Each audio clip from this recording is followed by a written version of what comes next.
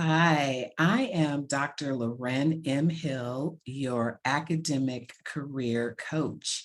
And today I have really a special treat. I know you guys say that I say that all the time, but you are in store for something real special today.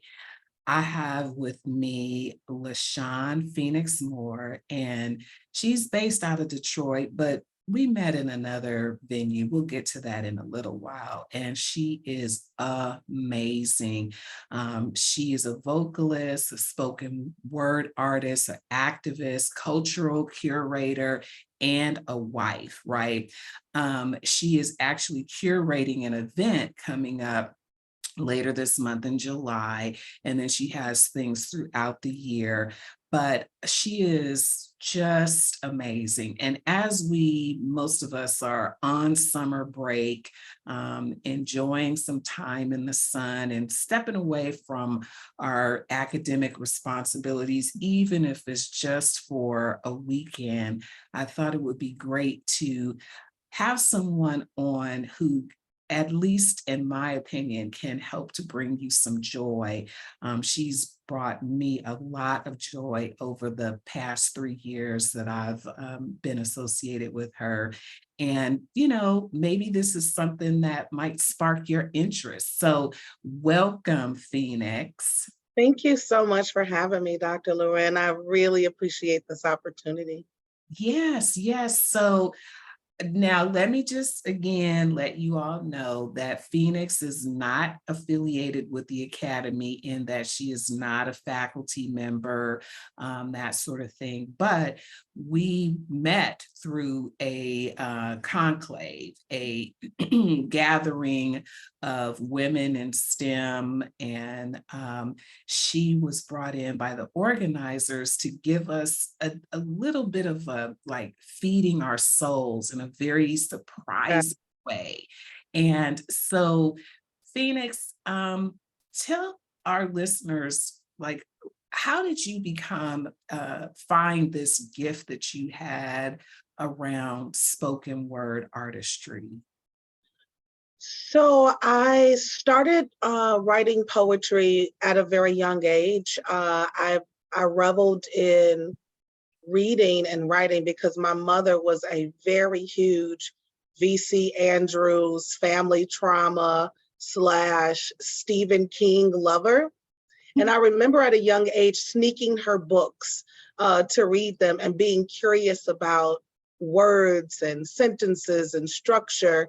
And when she found out that I was reading her very adult, scary books, Mm, um, she put me on a path to reading things that were a little more age appropriate. mhm, And while it took me a little bit to blossom into public speaking, it was well into high school when I was doing forensics and debate that I got a love for public speaking, but then writing and sharing out my own stories through the beatnik community in Detroit around the late 90s is probably when I got my real start as a poet. And it was first just an opportunity to work through therapeutically what I had been experiencing in my personal life on the stage and just sharing um, those feelings and emotions. And then it went on to just getting involved and curating poetry slams with Poetry Slam Incorporated. And it wasn't until um, early 2008 and 2009 when I was hosting as a chairwoman for the Women of the World Poetry Slam, that writing work that was specific to our stories as Black women began to be some of my primary work. So mm, yeah.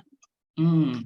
So this is something that was in you as a child and then was Mhm. cultivated and nurtured, and you sort of found your path. And I really like what you said, Phoenix, as finding art as sort of therapy. And Yes. those of you who know me know that I'm a clinical psychologist, and I am frequently looking for ways to help people have therapeutic experiences, even if they're not going specifically to therapy, which I'm a big advocate of that.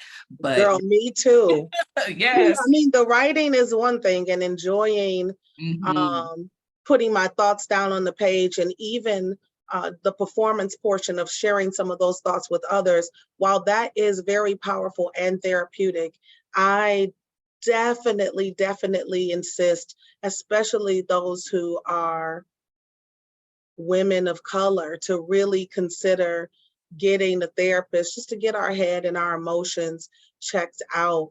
Um, I've been with my therapist for about 6 or 7 years now, and I don't know what I would do without her. So, yeah.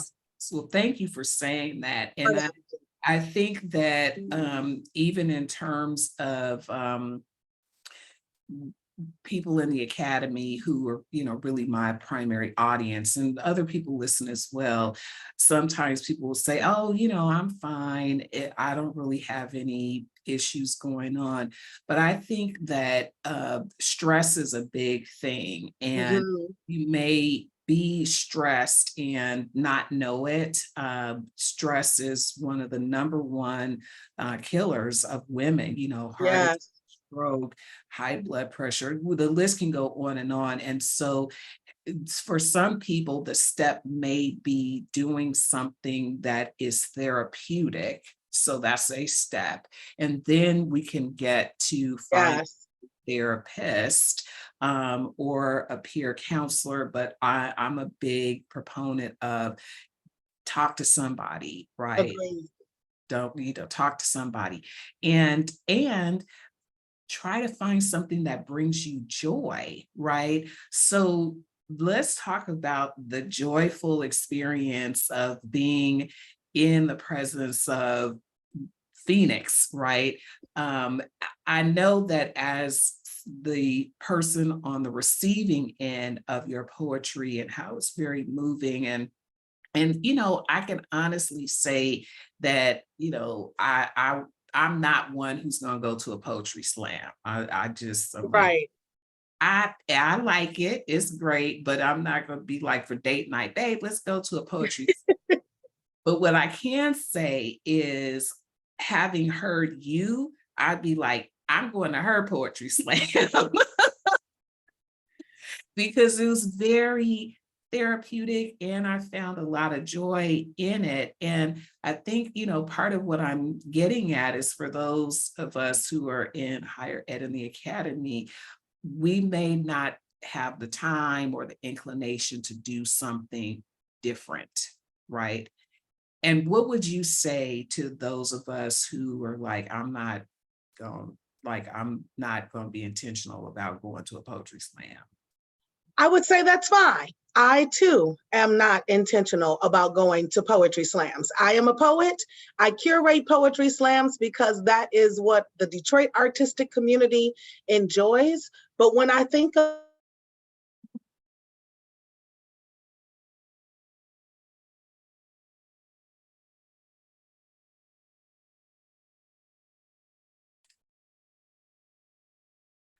Okay, sorry about that. We lost audio for a second, but we're back on the ball. So you were saying you too are not necessarily someone who would go to a poetry slam, but you curate them. correct, Uh, correct. I curate, I apologize for the audio kick out. I curate poetry slams and events for the Detroit artistic community because that's what they love. And so providing a platform for Black joy is what I create. mm, And in thinking about my own Black joy, there is nothing more that I love in the world than being a Black woman and creating art that supports Black women and women of color in general, disenfranchised communities, the overlooked.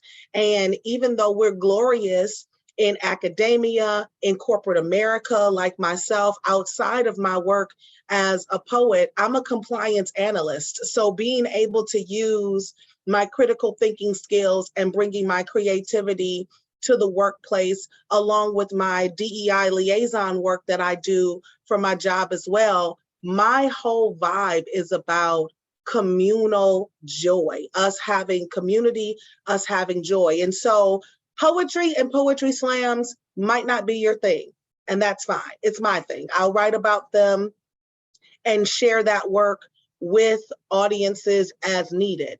I do think that it is important, particularly having this sort of downtime that you have for the summer, even if that downtime is just a couple of weeks, prioritizing yourself, learning to put our mask on first, like they tell us on the airplane.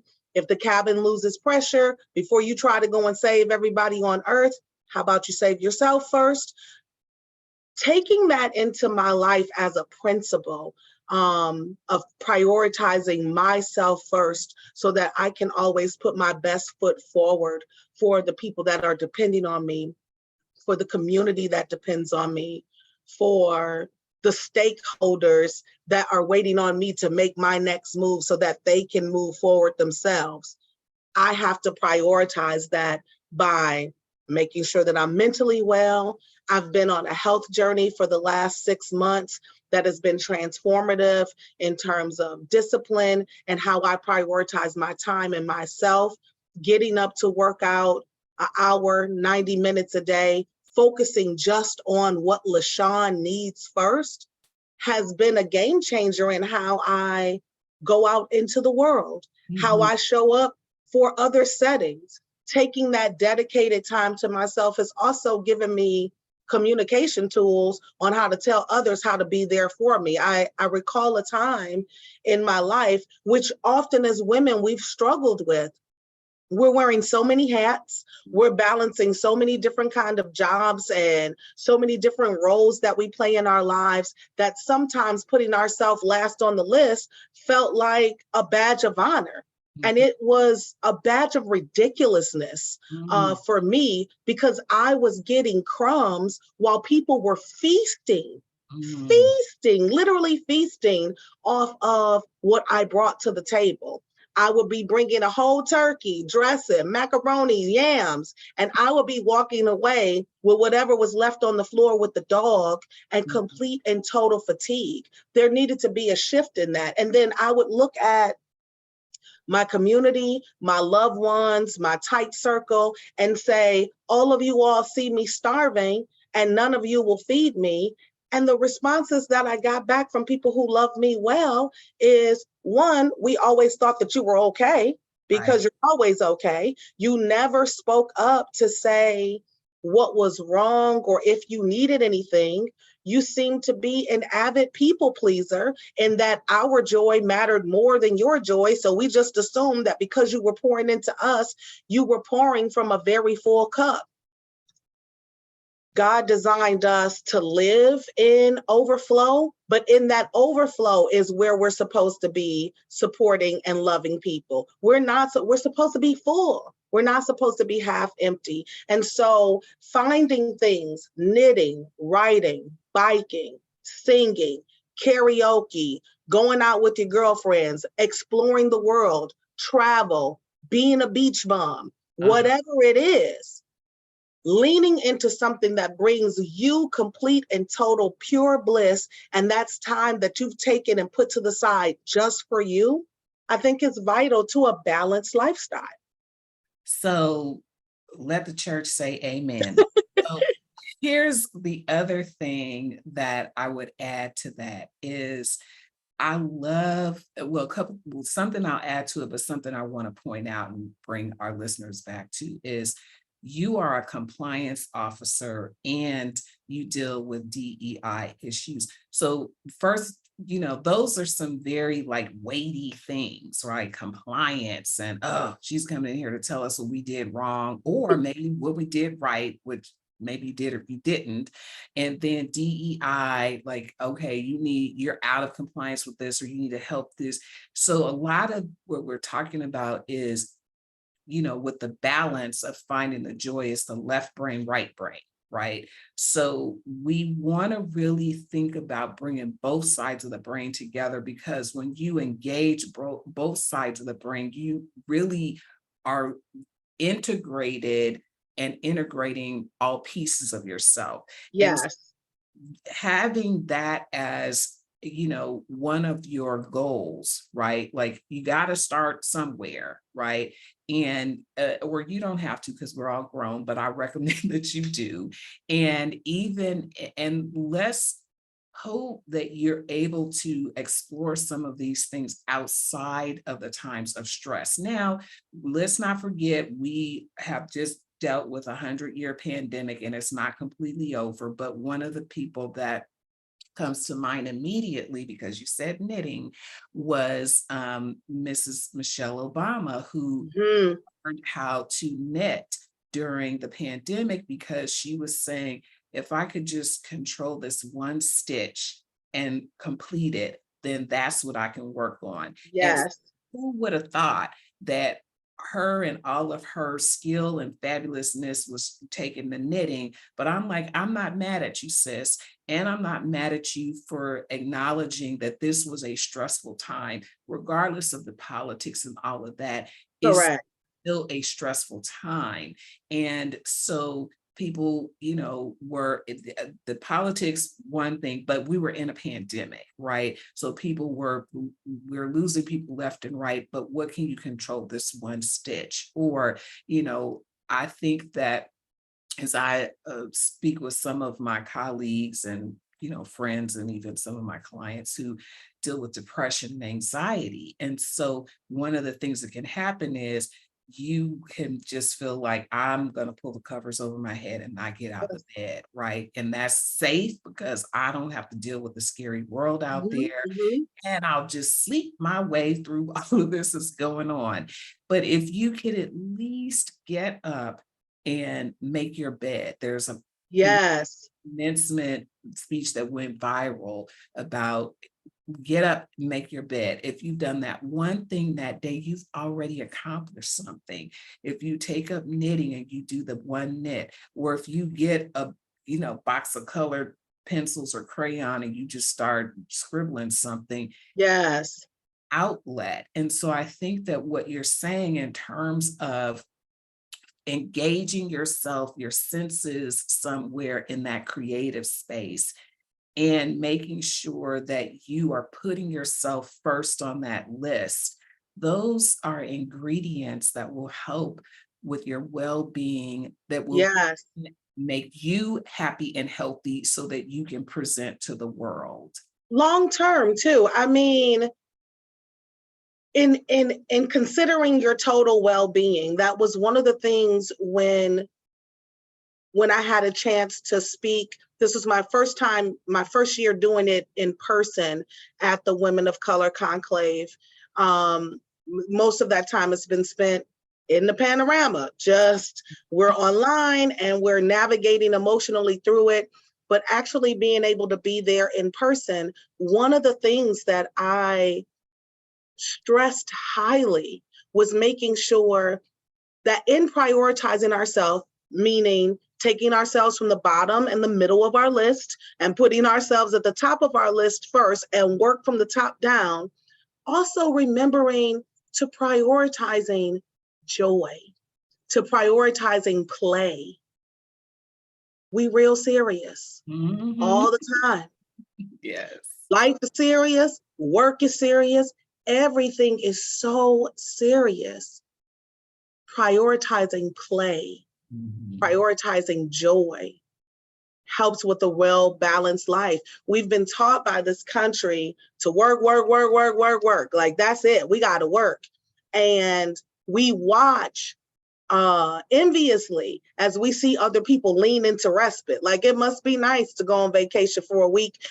It must be nice, excuse me, to take a day off and truly do nothing. I found myself a couple of years ago in the Bahamas checking email for work.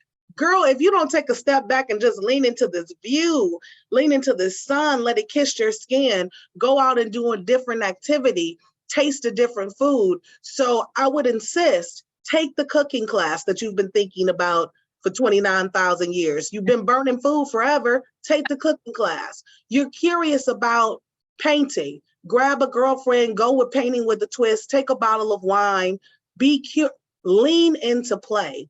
Little kids who haven't been tainted by the politics of this world, they live by very, very strong but small principles. They trust that they're going to eat every day.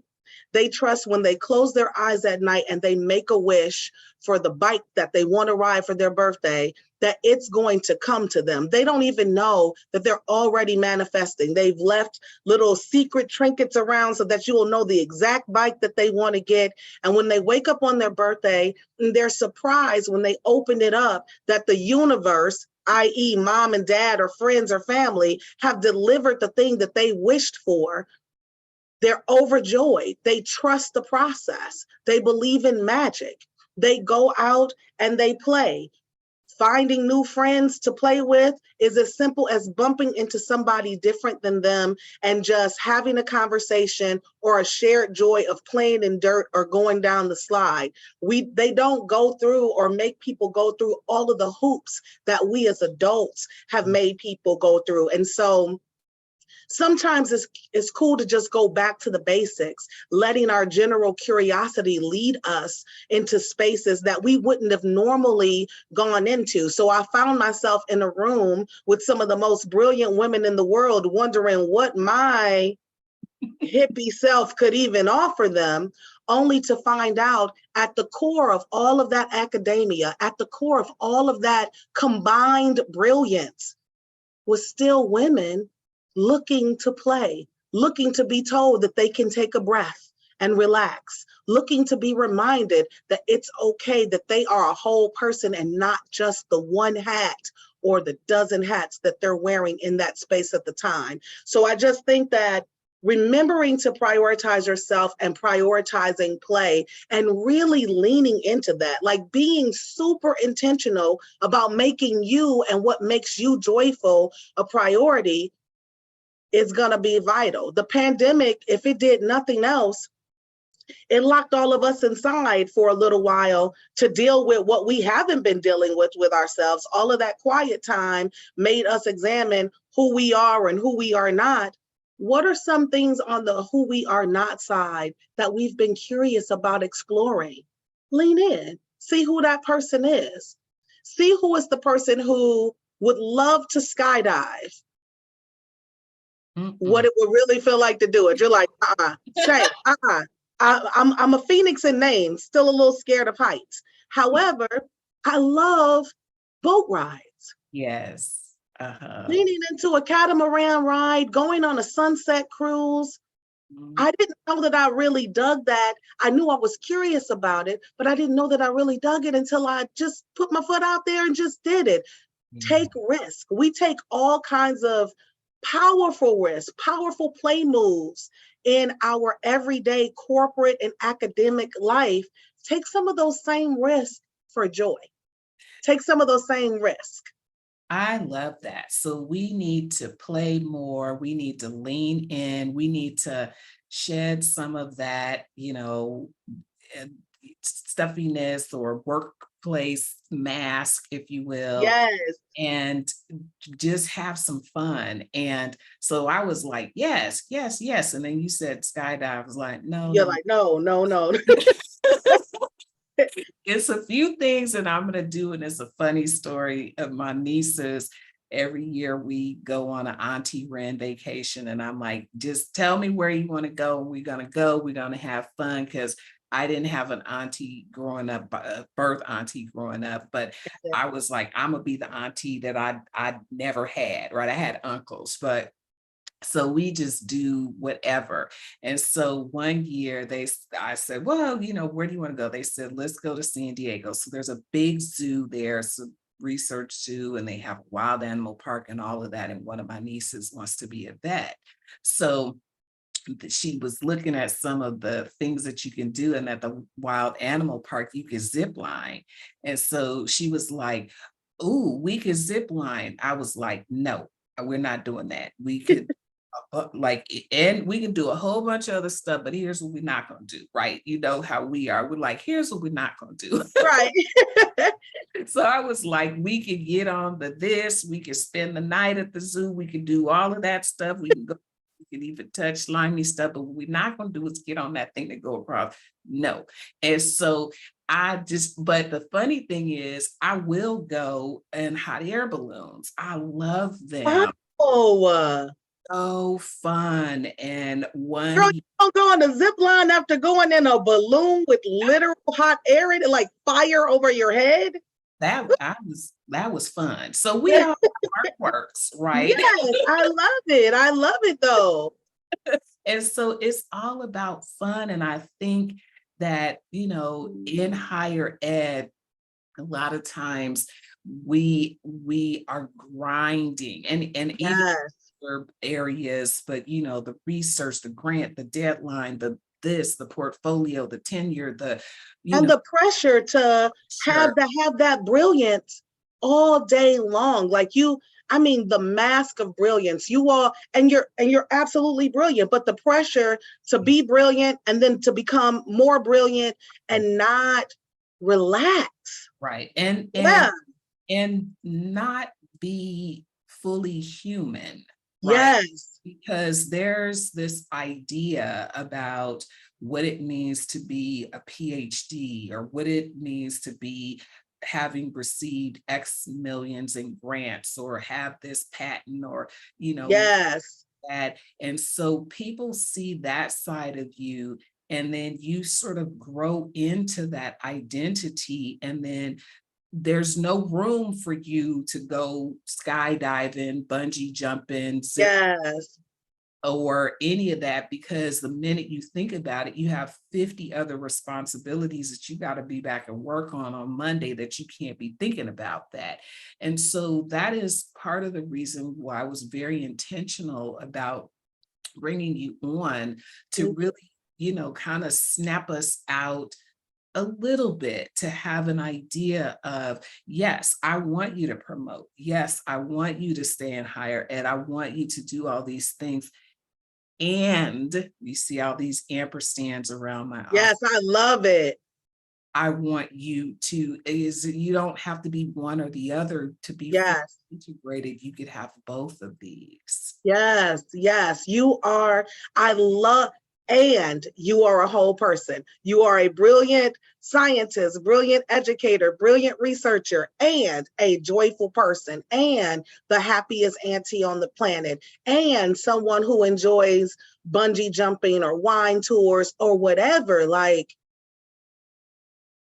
when you are only focusing on one specific part of yourself, and you get super caught up in that, there's a depletion in another area of your life. You got to make sure, just like one of the things that I'm learning with the discipline of working out, it's the you can't always spot reduce. You got to go in and you got to do the full work for the total body to get quality, healthier results. The same is for our emotional and mental well-being.